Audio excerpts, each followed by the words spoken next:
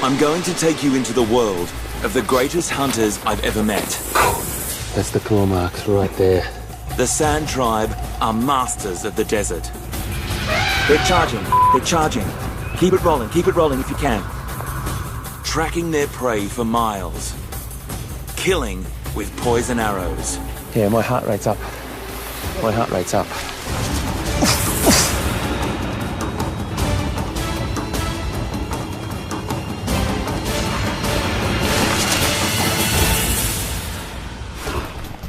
I'm Hayden Turner.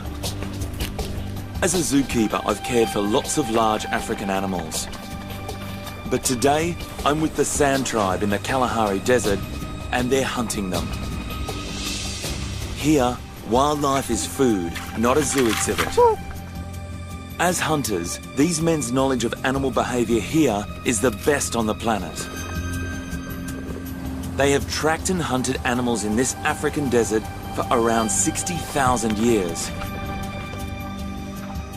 They use arrows tipped with heart-stopping poison to kill their prey.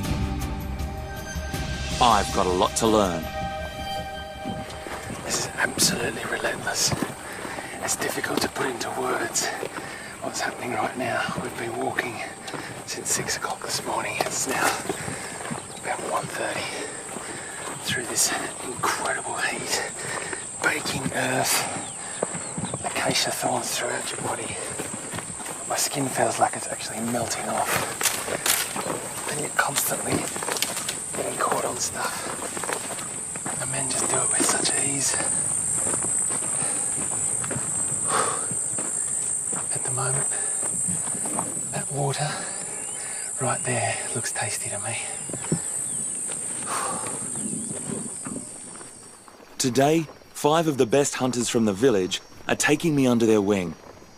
They are led by Ngao, an elder with over 50 years of hunting experience. Ngao, now in his late 60s, has studied animals nearly all his life.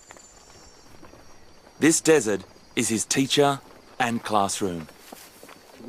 Also on the hunt are Touche, Toma, Ao, and Neishi. Their village has 29 mouths to feed, and they haven't eaten meat for 6 days. This hunt is not for sport. These men kill for food. We've picked up the tracks, also known as spoor, of a small antelope. It's a duiker. There are over 15 species of duiker in Africa, and all are armed with super sensors, oversized ears that provide exceptionally good hearing, and a brilliant sense of smell. The duiker will be a seriously hard target to track. Tracking can be broken down into 3 main sections: simple tracking, systematic tracking, and speculative tracking. Simple tracking is the sort of thing I can do. Follow an animal's tracks to a waterhole or something like that.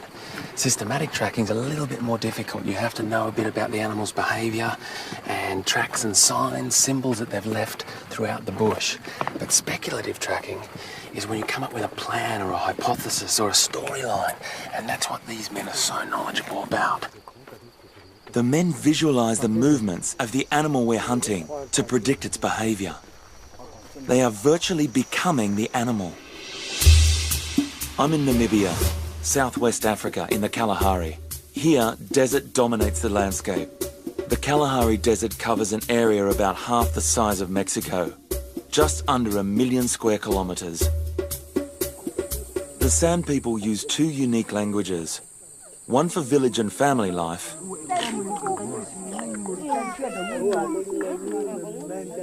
and one language of clicking sounds just for hunting.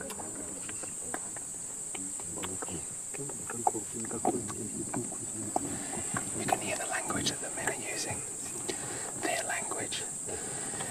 Experts think that the series of clicks that they use was developed so animals didn't identify normal speech pattern. They understand that those clicks fit into nature a little bit more deeply than our normal speech. The temperature now is 42 degrees in the shade. There's not a drop of fresh water above ground.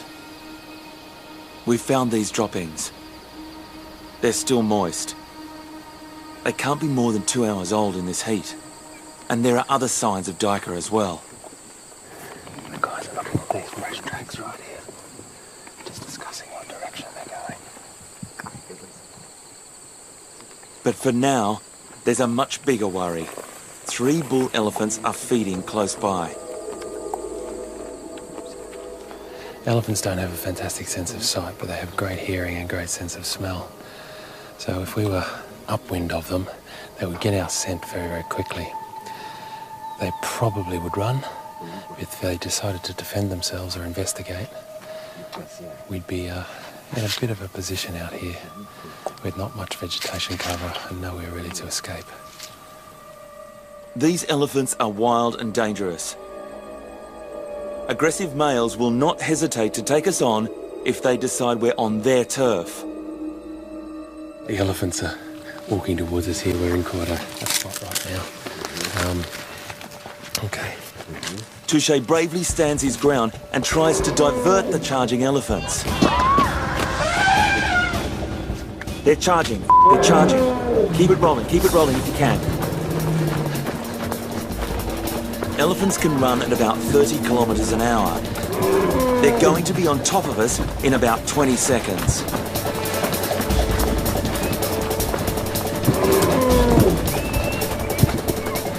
I know we need to regroup, stand our ground, and turn the elephants around by making as much noise as we can.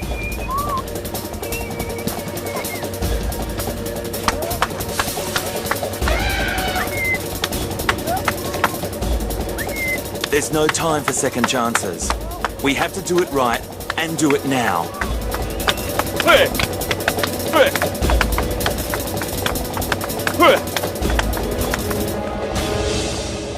It works. The elephants call off their attack and turn tail. It's always an indication when the men run, I run. About 500 people are killed each year by elephants. But the animals are not to blame.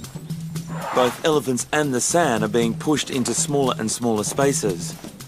As both animals and humans search for food and water, confrontations happen more and more.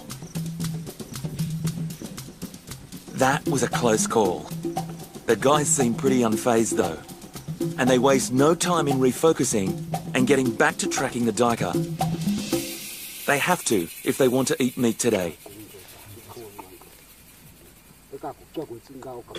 When the tracks get a little bit difficult to find, well, the men have to try and regain the tracks. They'll send 2 men out on the flank there, and they cover a massive area. Then they come back together after they've gotten back on the track. With no warning, the mood quickly changes in the men. Their body language is intense. The hunt has taken a twist.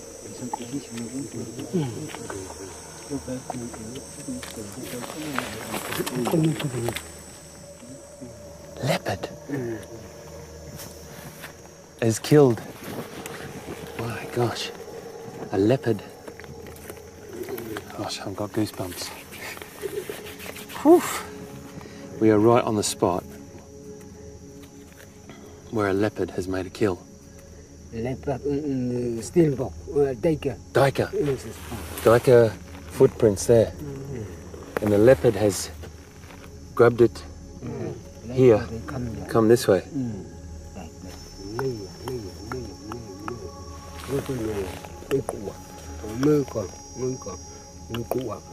Look at this fur here. There's a little bit of fur just here. Right there. Right there. And then it's dragged it through here. Oh, wow. Wow, wow, wow. Ah, yeah.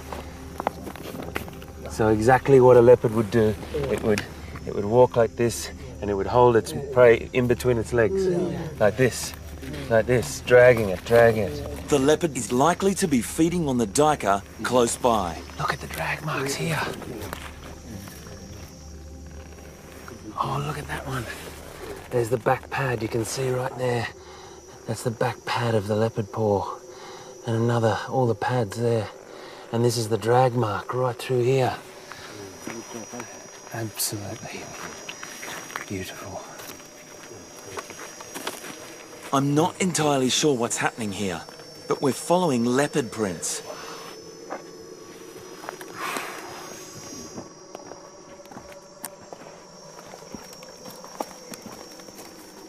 Oh wow, my heart is racing. This is fresh. I feel like I'm in a battle of apex predators. Me and the men versus a big cat. The winner gets to eat tonight. Not a situation I ever imagined myself getting into. And this is duiker fur. And this is the opportunistic behaviour of the sun. If something comes into their path, they will just follow it. We might get there, the leopard might be there, a kill might be there, who knows? Oh.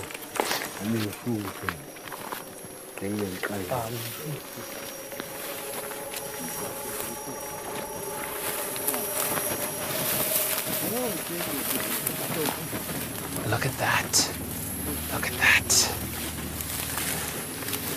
That is incredible. Armed with brilliant camouflage, the leopard could be 10 metres away in the long grass, and we'd never see it until it was too late.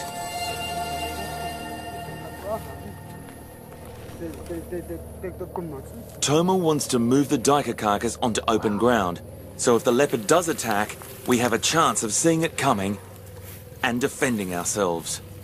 And I have to tell you now, yeah, my heart rate's up. My heart rate's up.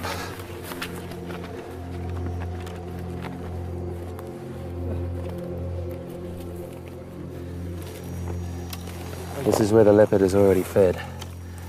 It's taken out the chest and it's eaten, look at that, straight through those ribs.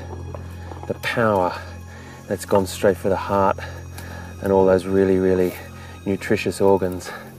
And then it's stashed it in the bush to come back later. That's what we've got to keep an eye out on.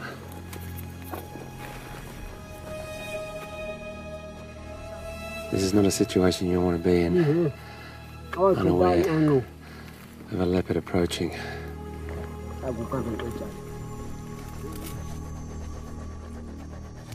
These people rely off their environment. This is a classic indicator of predator versus predator.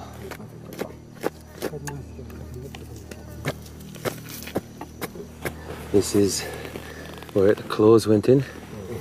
Look at that. 1, 2, 3, 4. That's the claw marks right there, where the animal's been held. It's grabbed the animal by the throat with its mouth, and its claws have come around the back of the animal right there. Similar in body mass to a goat, this 15-kilogram carcass will provide around 9 kgs of meat. Enough to feed 18 people. It'll yield a much-needed 1,000 calories and over 100 grams of protein per portion. Right now, we need to eat enough to fuel our 3-hour walk back to the village. Liver. Okay.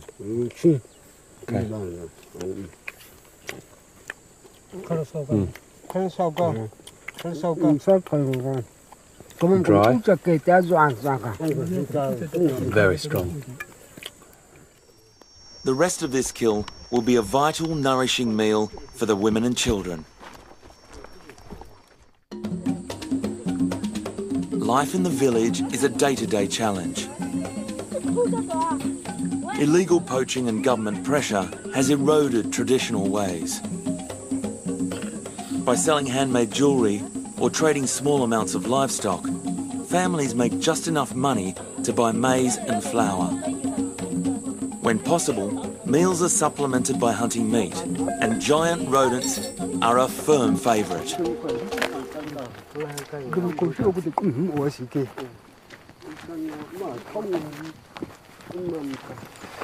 It's like they've got their tracking radar on. Instead of walking in a line, they spread out and work as a team. Look, it's just beautiful to see that radar becomes from one person to 5 people out like that, scanning the ground constantly and reading exactly what's happened last night. It's really interesting to see as the men are looking for tracks, and they think they're on the right spoor. They always have a man out on the flank, and he is checking to see if they're staying on the right spoor and they haven't veered off it. We found fresh spoor. The pace is picking up. Okay, yeah, look at that. Wow, so the porcupine is actually dug at this spot. This is really, really fresh, and you can see that it's dug down here and it's eating this root right here. And this is very fresh, so this is the trail that we're on.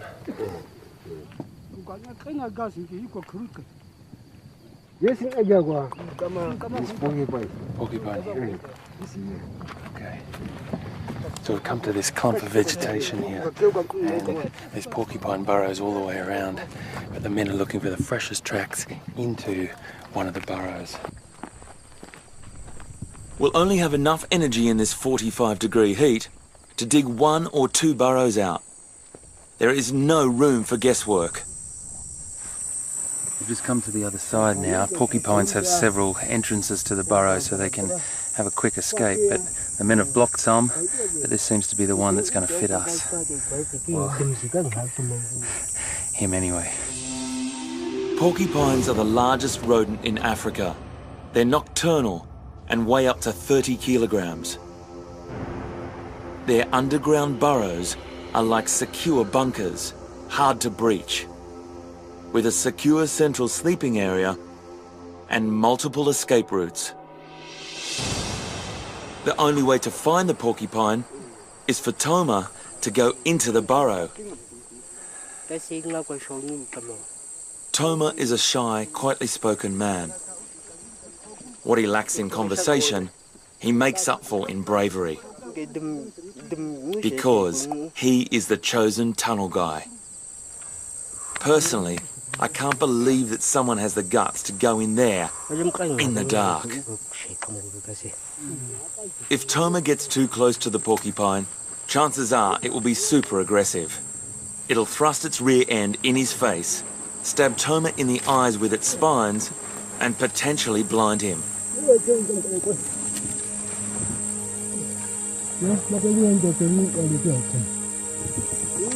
These porcupines are the real deal.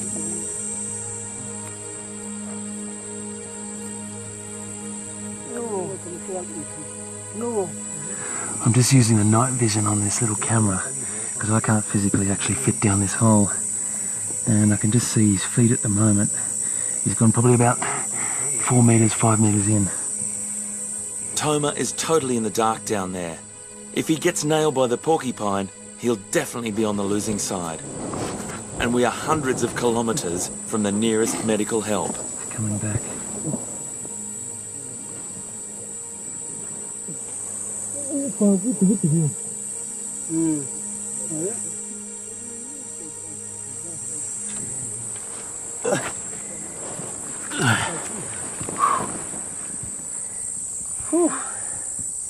Nothing.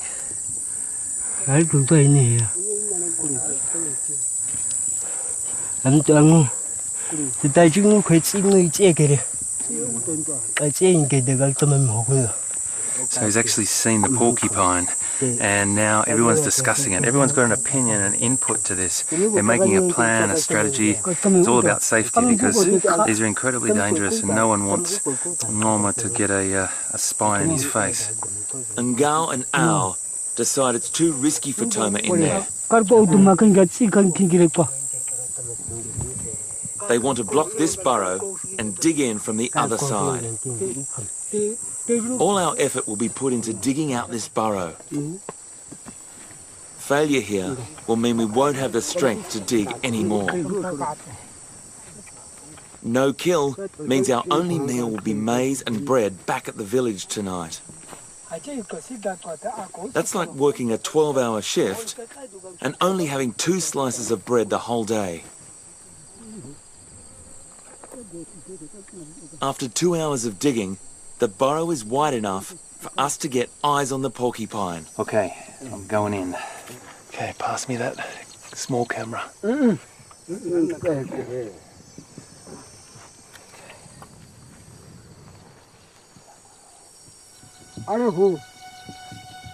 These are incredibly dangerous, and that's why there's so much strategy. He's just moving. I'm going to be very gentle. Turn this around right now, and you can see how close the porcupine actually is. There he is right there. You can see his eye looking at me. At any point, this porcupine could come flying out of here at me. This is not a position I really want to be in for too much longer. I'm out of here. I step aside to let the professionals in.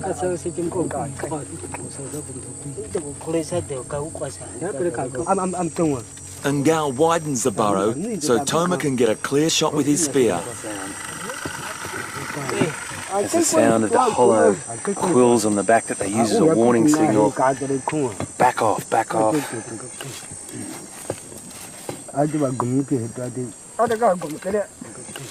The kill isn't straightforward. We thought it was just one porcupine in the burrow, but it's 2 for 1. What Toma actually saw from the other burrow was 2 porcupines really close together, which means double the danger here. Their spines are layered and act like a shield. To get maximum penetration, Toma must feed the spear between the spines, then push down hard to make the kill.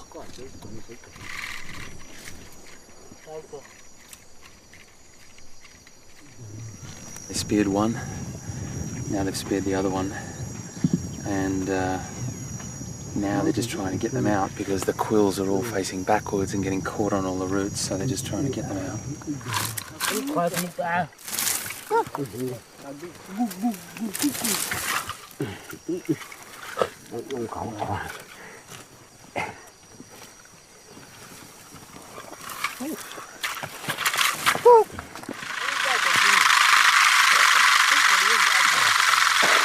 The nerve endings are still active in the porcupine, and even after death, it warns us of its weapons.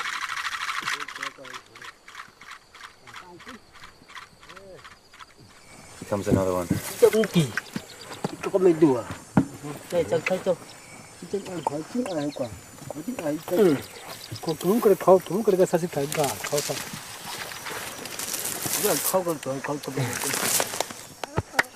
The desert has provided meat for us.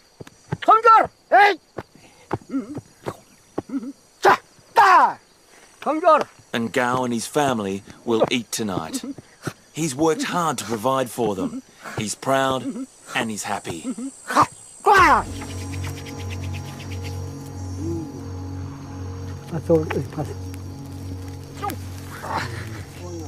2 fully grown African crested porcupines. With a combined carcass weight of over 50 kilograms. They'll provide enough meat for the whole village. Underneath those spines, there's still a big animal. There's lots of meat there. I mean, that is the size of a giant turkey. It really is going to be able to feed a lot of people.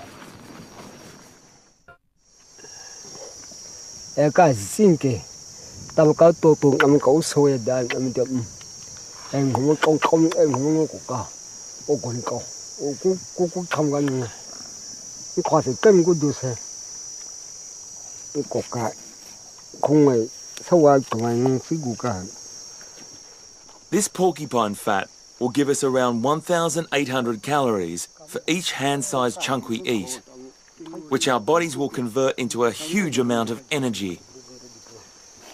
This is ideally suited to long periods of sustained walking and hunting. So this is the really fatty part, the back part of the porcupine.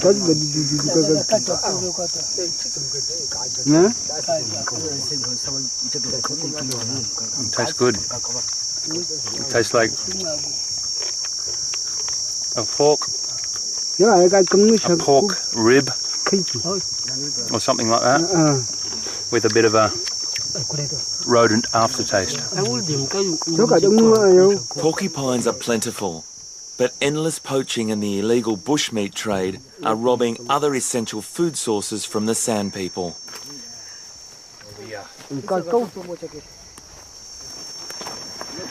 It's a long walk home, but I tell you, this meat is obviously just so special. 6 hours of digging and hunting, and look what they've got. I survive on about 2 litres of water a day, whereas the men get by on about a quarter of that. The difference is, my body just isn't used to these conditions, and I'm really feeling this. I'm slowing the guys down. And I really don't want to, because the men need to get the meat back to their families. And Gao has noticed my pace slowing, but he has a solution. We've been walking for about 6 hours today, and I would have just walked straight past this bush, but this is the local knowledge that you need to have to survive in a place like this. This tuber, it's a tiny little plant underneath this fire stick bush, and the men are showing me here this juicy tuber they can use to get water off and survive. There's no surface water at the moment. This is the dry season, and getting this out and the men being able to get a drink might be the difference between them getting back and not getting back. We've been walking for 6 hours now. That and the heat are really starting to take its toll on me. To stop dehydration damaging my body, I need at least 2 cups of water. Tiny little shoot coming out of the ground. You wouldn't think that that massive thing is under there. Certainly does take knowledge to know that exists under the ground from that little shoot. Look at that. So, this is a piece of tuber that could save your life.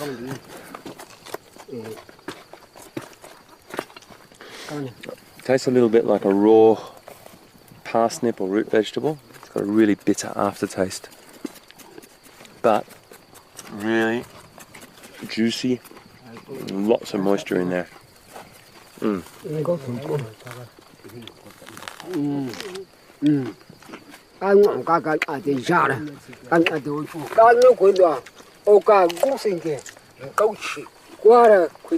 Keep going. It's actually really good. Really good.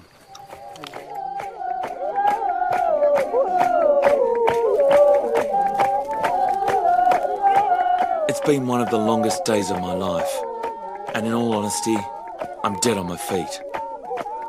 This desert village and its magical people make me feel very small on this earth. It feels like 60,000 years of mankind still lives on with the Sand people. I get the feeling tomorrow is going to be another eye-opening day for me. Before today's hunt, Ngao wants to show me how his ancestors taught him how to use poison to kill in the Kalahari. Ngao extracts grubs of the Leopard beetle from their hard casing. These grubs are highly poisonous. It's this poison that the hunters use to give their arrows a deadly dose. The chemical name is diamphitoxin. When the arrow enters the animal, the poison starts to break down the walls of the red blood cells. The effect is similar to being bitten by a cobra or rattlesnake. This is such an effective killer that it doesn't even show up in a forensic autopsy. I've persuaded Ngao to give me a lesson in bow hunting. The Sand people have been using these for 60,000 years to kill their food. I get the feeling it isn't as easy as it looks. And there's a pretty intimidating audience.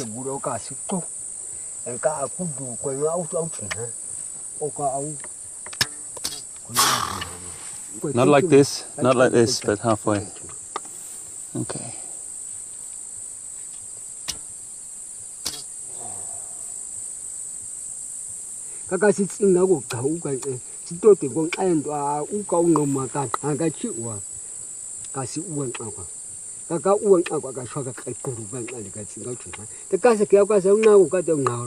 Ang kun au su siku ti de ku dom. Ka asu ani ku an da su. A ku su. De kun ko ti de ku ka kun au su. Ka a de kun au su. Ka chin ha ka. Ka ka chin ha au. Au ka su ta ka chin ha. That was my verbal bow and arrow school report. Seems I'm doing all right, but I need a few pointers. And your knees seem to get in the way if I was the way I was sitting. Ka kun au ka. Ang na le kwa ti ka le su an o.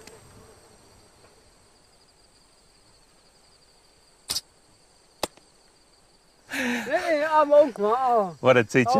What a teacher! Hey. Gosh, that feels good. That felt very good. From this position where you feel a little sort of stiff and everything, and then getting down low, really does feel like you're drawing back and your whole body is actually going through that aim of that arrow. It's midday. The temperature is already up to 45 degrees in the shade. Today, I might have to walk more than 15 kilometres. The men's walking pace is more like my jogging pace. After Ngao, Touche is the second most experienced hunter. He's been the wingman to Ngao for many years, honing his skills and learning from the master. 3 hours after leaving the village, Touche picks up the tracks of one of Africa's toughest antelope. This is Gemsbok. This is the antelope with the very, very straight horns.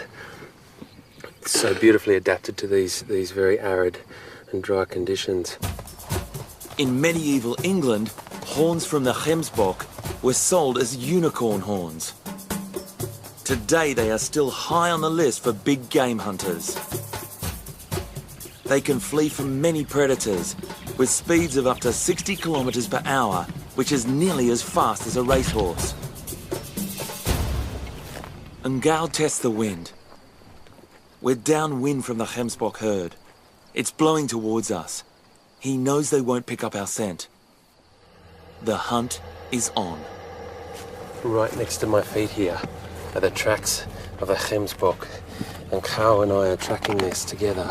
I'm following him, but there's something very beautiful about walking in the tracks or next to the tracks of the animal. You feel like you've been right there, right in the moment, exactly the same as the animal has been.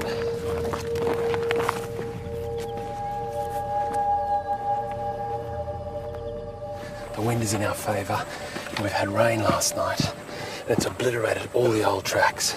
So the ones we're on now are really fresh.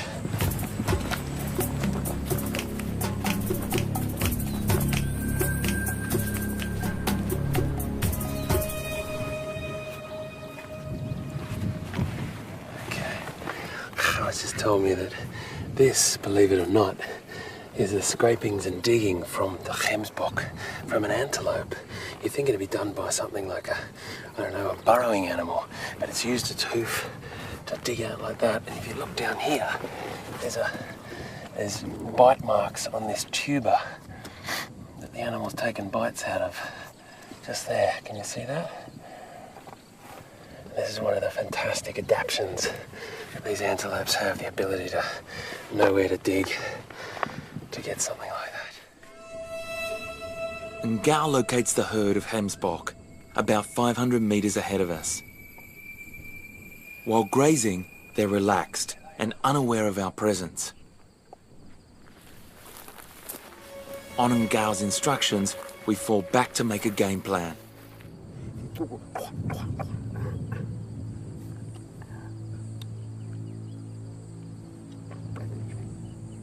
We will only get one shot with one arrow. If we spook the herd, the hunt is over. The pressure on us to provide for the village is massive. I'm pretty nervous about this hunt. This would be such a great catch for the men. I don't want to mess it up for them.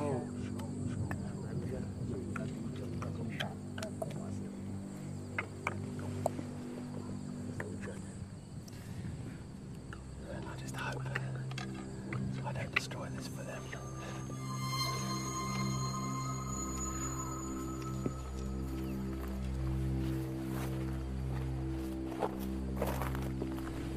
This is it. This is it. They're gonna make it or break it. Keep up with these guys. Get down low. Do everything that they do.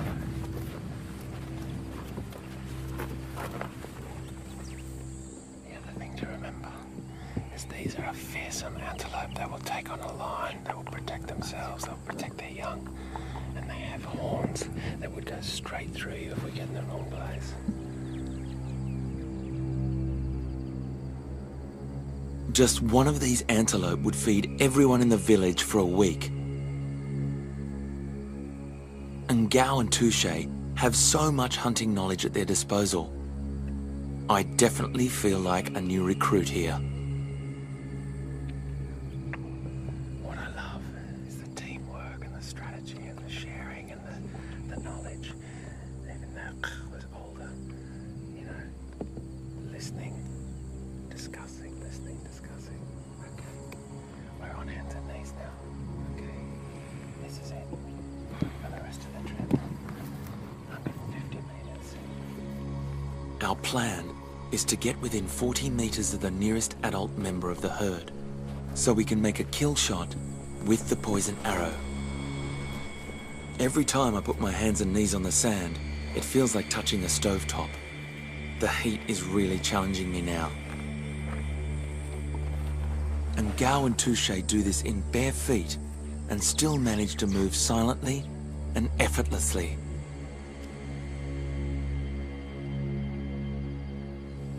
Cow has been sitting over there for about 10 minutes now, just observing, watching whether they're comfortable, whether they've picked up the scent of anything, whether they're on the move, whether they're ready just to stay there. So many different things. And it's just all this absorption of animal behaviour and why these men are the best in the world. African antelopes have brilliant hearing to detect predators. Right now, we're the predators, and we have to be so careful not to blow our cover. And Gao decides this is it. It's time to make our final approach and take our one and only shot. Something is spooking the herd. Agonizingly, they bolt.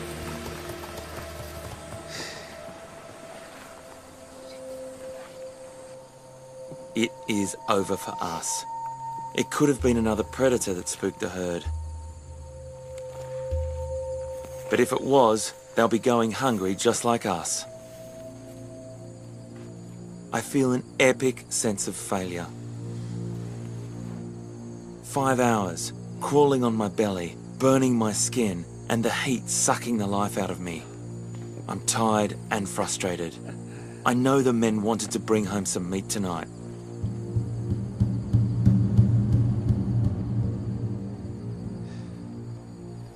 I really feel for the guys, who all have families to provide for. It just showed me how hard, how phenomenally hard these people work for beautiful food. It's every day for them. For me, I don't know if I could do it. And Gao and Touche aren't giving up so easily. They want to use the last hour of daylight to hunt. We'll only have until sundown. Being out here after dark is asking for trouble from predators such as hyenas, lions and leopards. We have to roll the dice. This will be our last chance to make a kill. Our challenge in this hunt is that the animal we're after has an armor-plated head, runs fast, and can fly. And Gao and Touche will have to hit a moving target, and the closest we'll get is 30 meters. This flighty flock of birds are guinea fowl. There are several species in this part of Africa. They can be found in flocks of up to 200.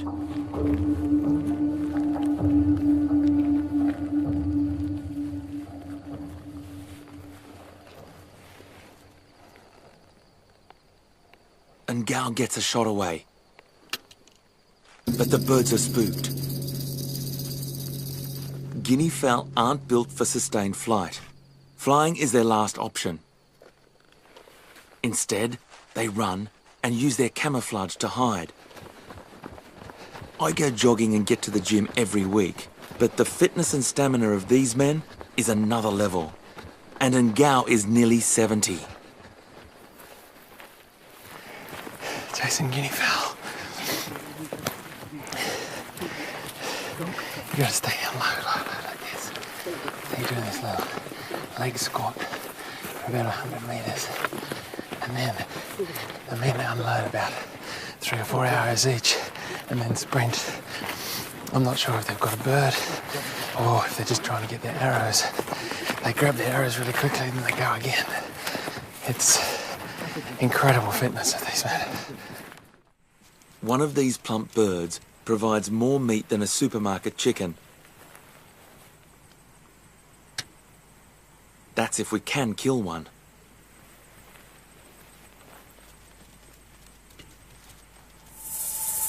And Gao and Touche work as a sniper team, taking it in turns to be the spotter, one shooting as the other one reloads. All in perfect silence. Unlike army snipers though, our ammunition, the poison arrows, are not expendable, and each one must be retrieved and, if possible, mended.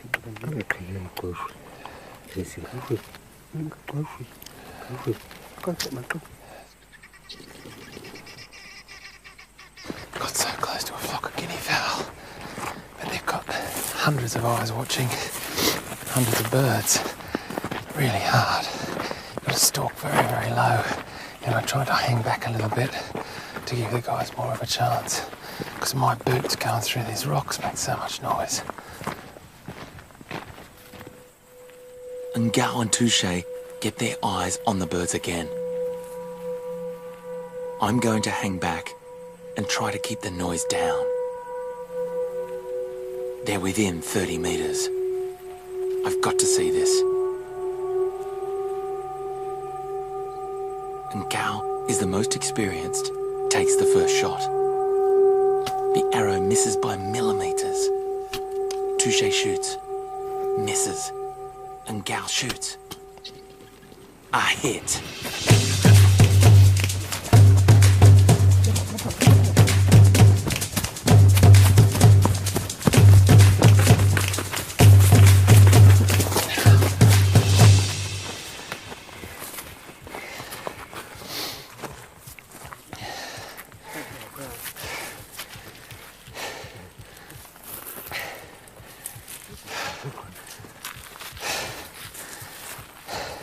Unbelievable.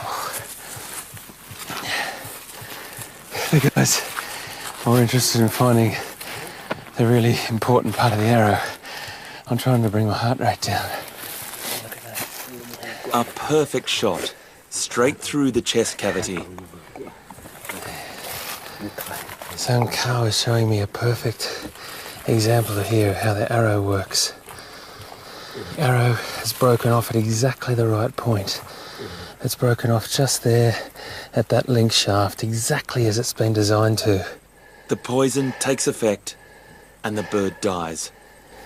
Guinea fowl are very, very plentiful around here. It's called a helmeted guinea fowl. You can see by that really wonderful structure on its head there. Good food, yeah? Yeah. Yeah.